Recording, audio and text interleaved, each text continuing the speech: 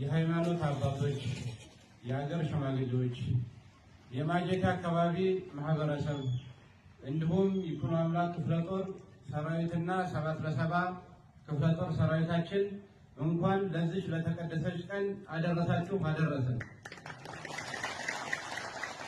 አሁን በፊት የተደረገውን ነገር ወደ ኋላ እንሄድበትም በማወቅም ይሁን ባለማወቅ እስከዛሬ ድረስ ይፍራታና ግድም ላይ ይሁን እንደ አማራ ይሁን አጠቃላይ በህዝባችን ላይ በማወቅም ባለማወቅም ጥፋቶች አጥፍተናል። ስለዚህ መሪ ቅድም ወንድማችን እንዳለው መሪ ሲያጠፋ ህዝብን ይቅርታ ይጠይቃል። ስለዚህ በህዝባችን በሰራዊታችንም ስም እኛ መሪዎች ይቅርታ እንጠይቃለን ማለት ነው።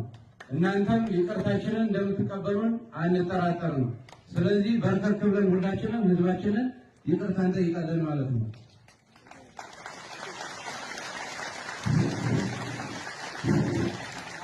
ልጆቻችን የዚህ ትግል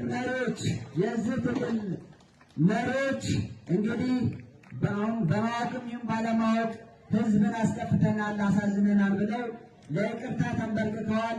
ህዝባችን ደግሞ መቼም መሐሪ ነው፣ ይቅር ባይ ነው።